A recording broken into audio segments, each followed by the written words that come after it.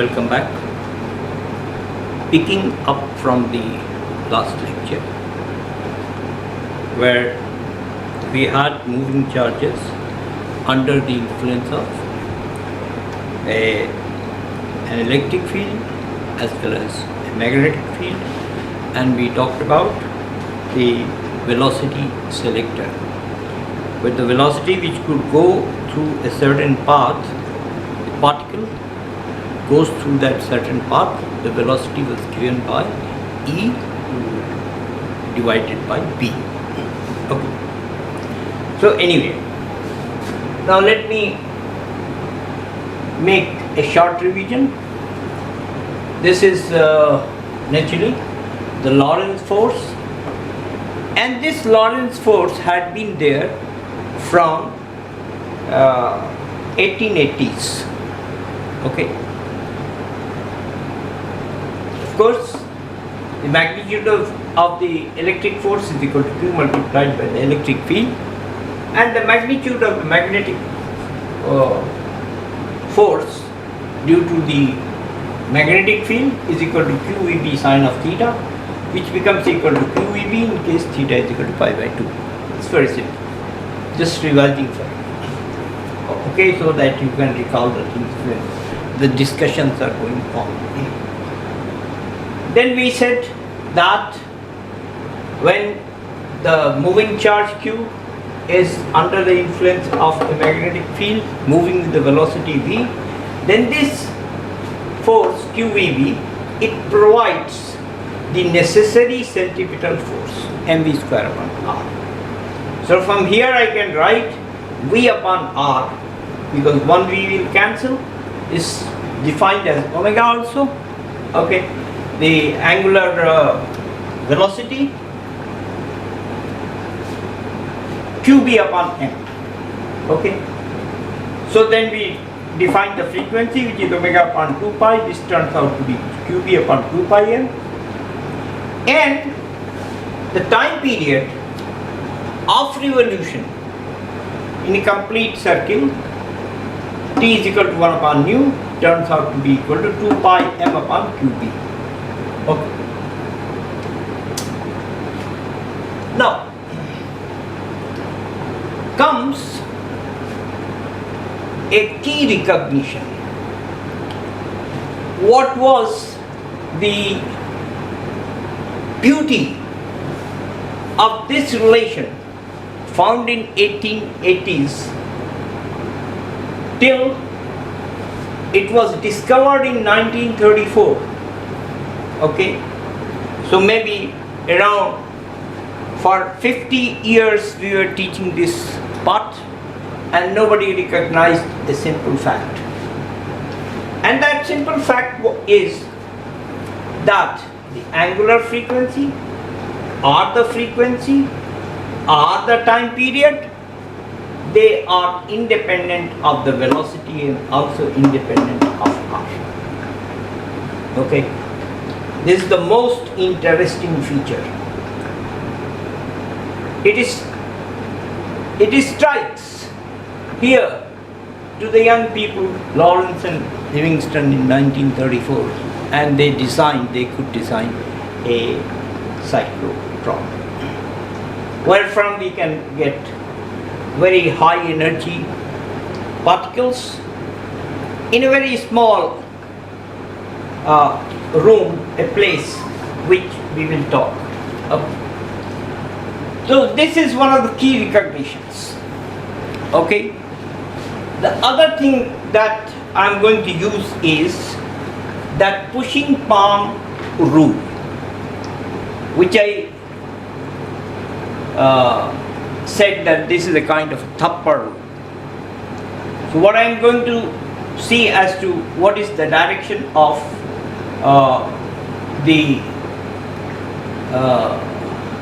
that the particle, the force direction is, for a negative charge particle I use the left palm, for a positive charge particle I use the right palm, and my fingers always point towards the direction of the magnetic field. My thumb indicates in the direction of the movement of the charge, and the pushing direction of the palm will give us the force. For example, in this case I have a QM, and this is a chamber in which we are able to produce a magnetic field into the bone, this one also. This is uniform magnetic field which is confined to this arena. Okay, now what happens? Okay, let's look at that. My right palm, and this eye, this is in the direction of the magnetic field. Okay, uniform magnetic field. The velocity vector is coming like this. So the charge is moving, entering this zone like this. So what happens? That there is a force which occurs in this direction. Okay. So this force is the requisite centripetal force, because the magnetic field cannot change the magnitude of the velocity vector. It only changes the direction. So I have shown at 3 places along this semicircular path, taken by the charge Q m, okay, and here it's towards the center of this semicircle. Here again I have shown that the velocity is like this and force is towards the center of this semicircle, and here also I have shown that any point you take, you will find that the velocity and the force, they are perpendicular. Force leads the velocity by plus 90 degrees and it points towards the center. Okay, so let's call it the center O, okay, of the semicircular path. Friends, what happens is quite evident that the charge is entering over here, and then after traversing the semicircle it emerges out over here. All along the magnitude of its velocity is the same. So in a way we have, by using magnetic field, we have created a method by which I can change the direction, change the momentum of this charge Q, like this. First it was coming like this, and now there is a change of 180 degrees. This could have been obtained by a deflector also over here. But now from here to here it is R plus R, so that is the distance which is covered, and this is how they are separated. Now let's make the problem more interesting. More interesting in the sense that let this charge travel like this over here, and then again we apply a box of magnetic field where it has another semicircle over here, okay, and then it emerges in this direction, comes back along the original path, goes like this, goes like this, comes like this, goes like this. Okay, anyway, what is essential is that we are talking about single charge. If it is a beam of charges, then the velocity vectors associated with all those charges comprising the beam should be V, and their mass should be M, their charge should be Q, etc. Then a beam of charges can also be traced like this. Okay. Now, there is a possibility, and the possibility is as follows. Suppose I have, what happens, my friends, is that we have already calculated it, and let us say that my box is confined from here to here only. And out of this box, my particle emerges, and it will emerge with the same velocity, but in this direction. Okay.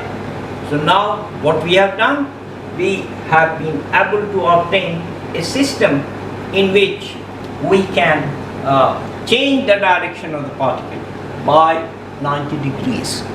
Okay.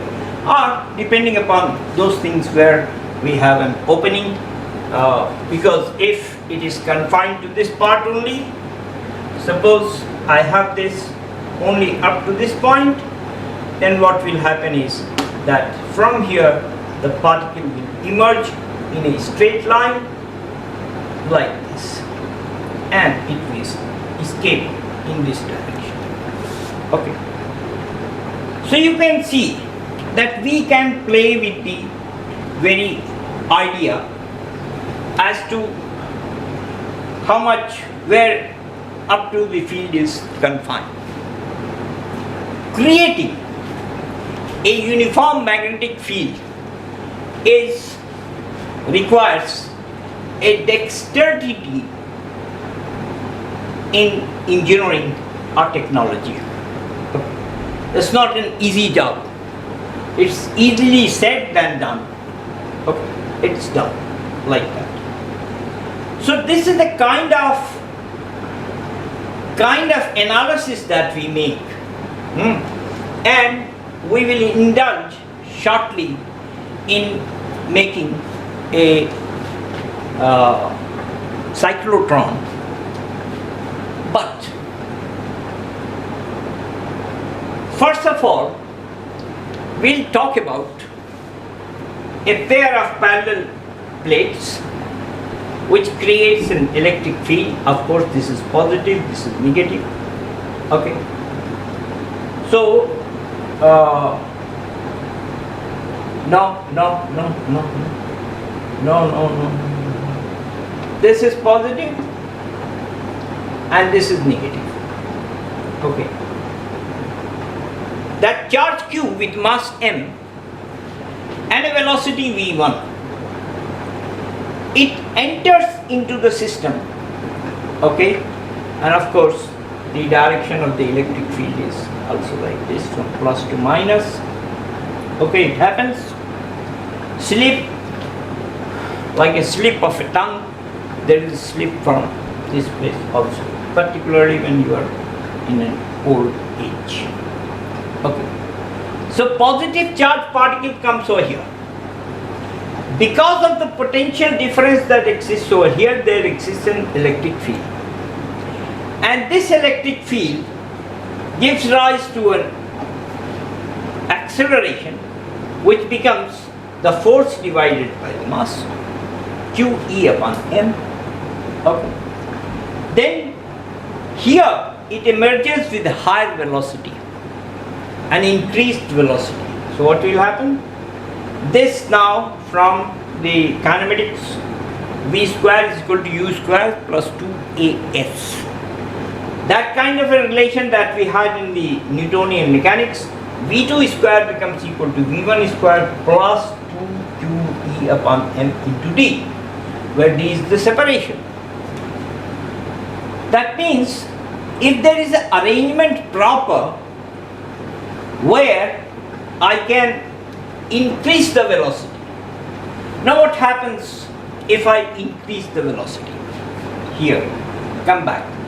If I increase the velocity, then the time that it takes will not change. But accordingly, because that is how much? That is V upon R has to be constant.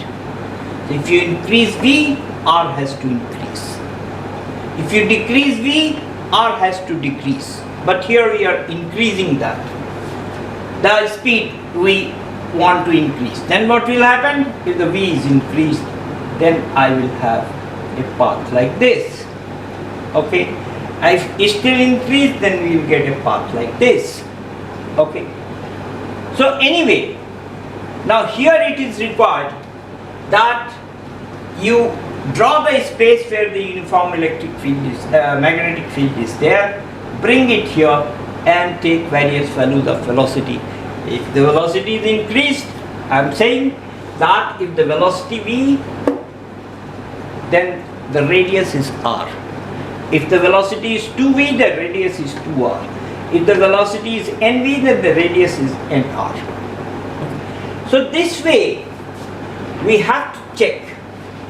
So what happens is that suppose there is an arrangement. There is an arrangement that like this, there is another one on this side, then what will happen? And if in the meantime this velocity can be increased from this value to another value, higher value, then this will be another semicircle, okay? And when it comes here, then we again increase the velocity in this thing, and then again another semicircle. So semicircle and bigger semicircle, but for any semicircle the time taken is the same. So what can we do? We are in fact designing a cyclotron. We are in the state of Lorentz and Livingston. That is the 1930s. 1930s. And in 1930s, that was the time when electronics had firmly made its say in the world of engineers and technologists. Oscillators,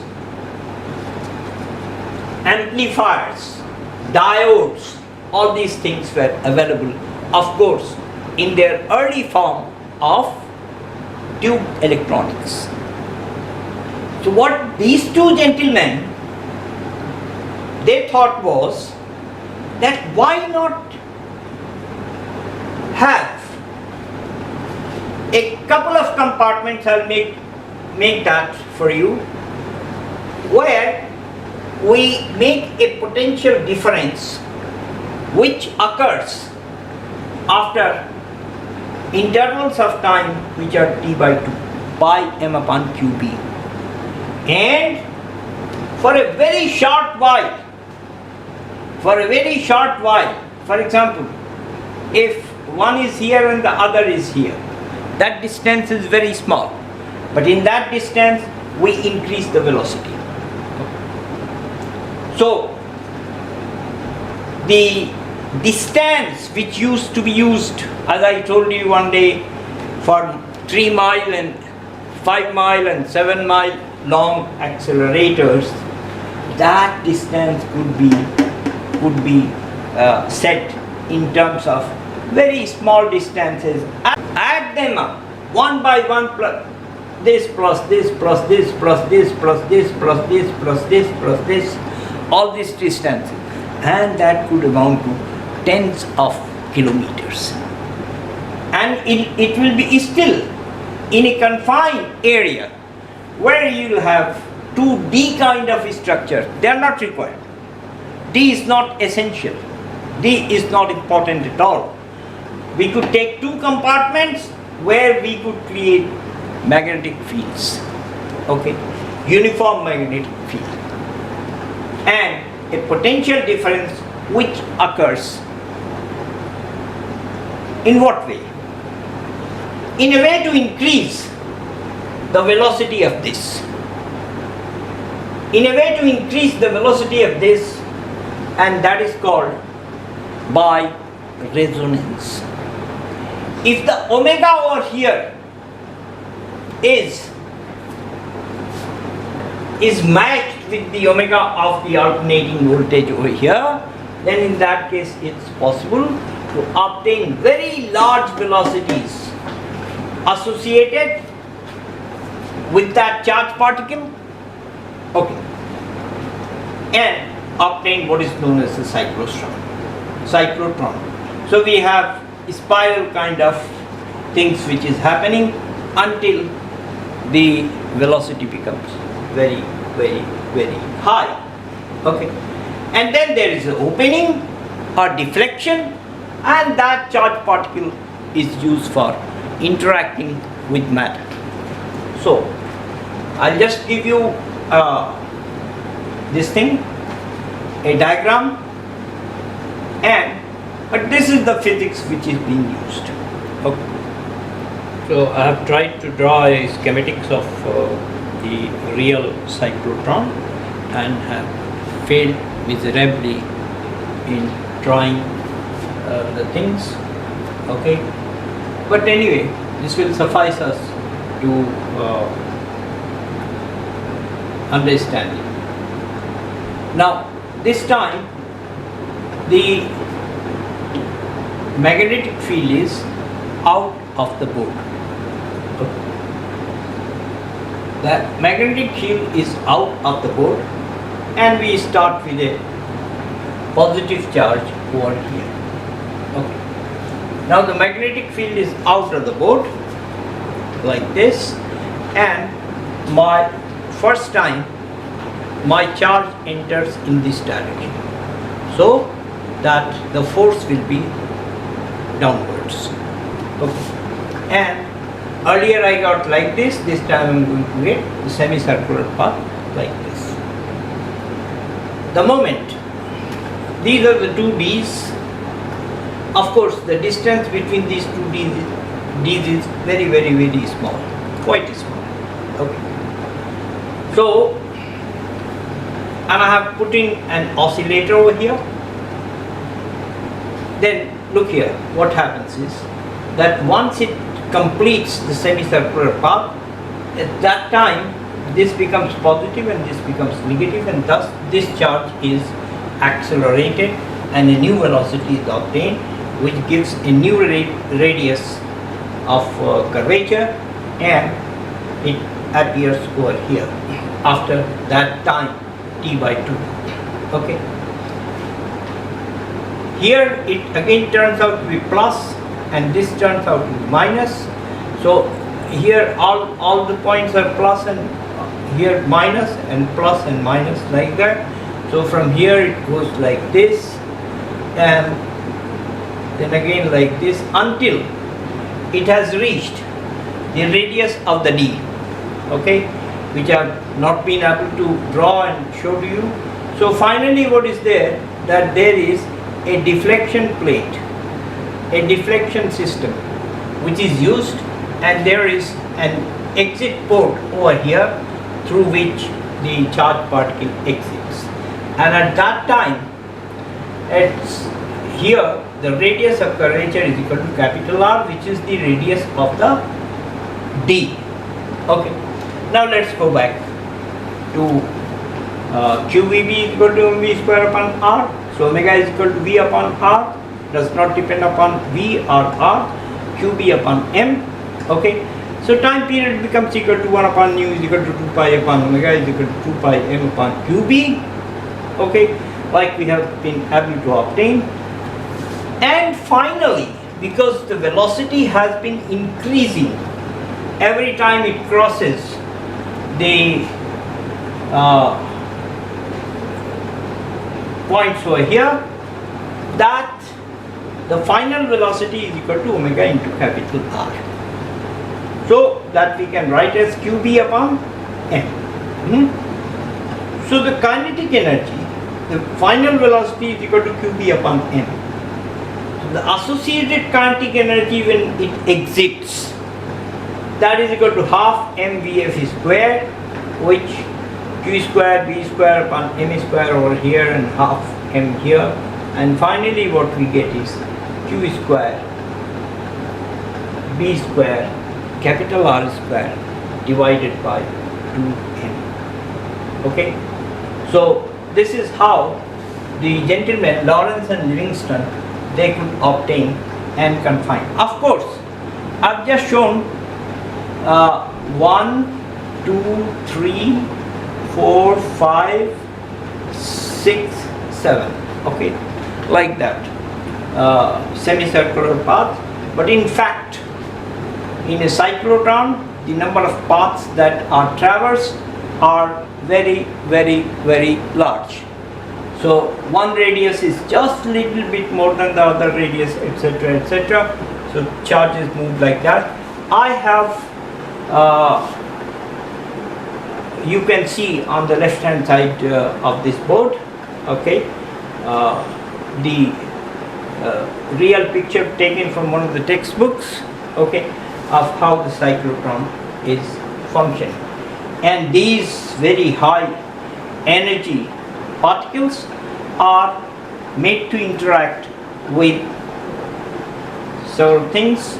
Even they are used in hospitals to create radioactive substances and with a particular frequency which can attack the cancerous cells, etc., etc.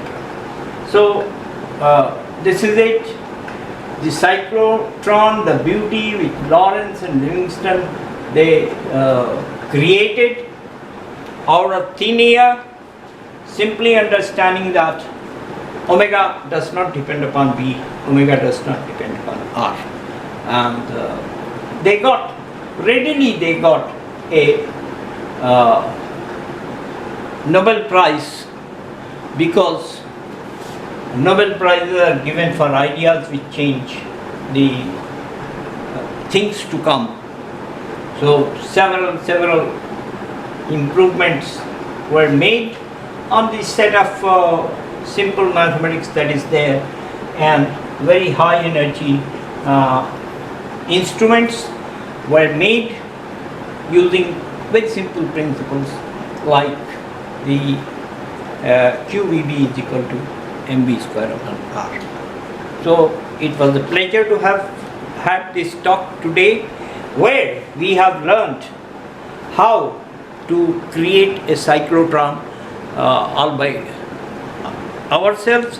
Unfortunately, we were born after 1934, otherwise one of you could have been a Lawrence, another could have been a Livingston, living happily thereafter, getting the Nobel Prize. Bye for now.